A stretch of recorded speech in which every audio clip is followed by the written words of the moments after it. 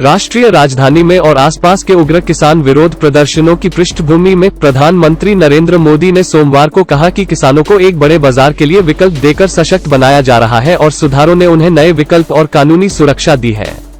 अपने लोकसभा क्षेत्र की यात्रा के दौरान 73 किलोमीटर लंबी वाराणसी प्रयागराज राष्ट्रीय राजमार्ग परियोजना के 6 लेन का उद्घाटन करते हुए पीएम मोदी ने कहा कि एक क्षेत्र में कनेक्टिविटी में सुधार से किसानों को फायदा होगा।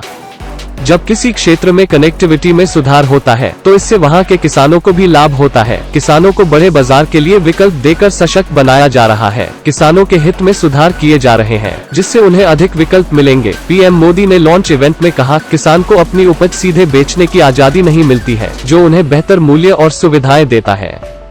पीएम के साथ उत्तर प्रदेश की राज्यपाल आनंदीबेन पटेल और मुख्यमंत्री योगी आदित्यनाथ भी थे, जिन्होंने आयोजन की व्यवस्थाओं का व्यक्तिगत निरीक्षण किया।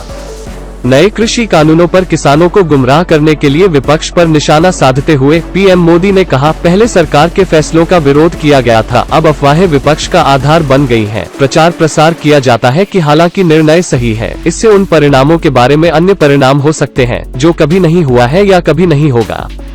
किसानों ने चिंता व्यक्त की कि नए कृषि कानून न्यूनतम समर्थन मूल्य (एमएसपी) कार्यक्रम के तहत गेहूं और धान की खरीद को समाप्त करने के लिए एक चौतरफा तरीका था। पीएम मोदी ने कहा कि स्वामीनाथन आयोग के अनुसार किसानों को 1.5 गुना अधिक एमएसपी देने का वादा पूरा किया गया। यह वादा न केवल कागज पर पूरा हुआ बल्कि किसानों के बैंक खाते में पहुंच गया है। इससे पहले ऋण माफी पैकेजों की घोषणा की जाती थी, लेकिन ऐसी योजनाओं का लाभ कभी भी किसानों तक नहीं पहुंचता था, उन्होंने कहा। पीएम मोदी ने आगे दावा किया कि यह धोखे के लंबे इतिहास के कारण था। किसानों को फिर से सावधान किया गया था क्योंकि वे नए तरीके से उसी तरह देख रहे थे। उन्होंने पूछा कि उनकी सरकार मंडियों को आधुनिक बनाने के लिए क्यों खर्च करेगी। अगर यह एमएसपी प्रणाली को खत्म करने की योजना बना रहा है तो बहुत कुछ। उन्होंने कहा कि छोटे किसान अब मंडियों के बाहर होने वाले सौदों पर भी कानूनी कार्रवाई कर सकेंगे, जिससे न केवल उन्हें नए विकल्प मिलेंगे बल्कि उन्हें ठगे जाने से भी बचाया जा सकेगा।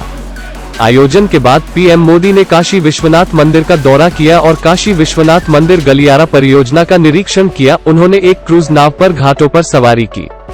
बाद में प्रधानमंत्री नरेंद्र मोदी ने गंगा घाटों पर दीपोत्सव समारोह में भाग लिया। यह पहली बार है जब प्रधानमंत्री ने देव दीपावली में भाग लिया, जो दीपावली के 15वें दिन मनाया जाता है। पिछले साल 10 लाख से ऊपर 15 लाख से अधिक दियों की व्यवस्था की गई थी, जिन्हें 80 घाटों पर जलाया जाएगा। देखने के लिए धन्यवाद।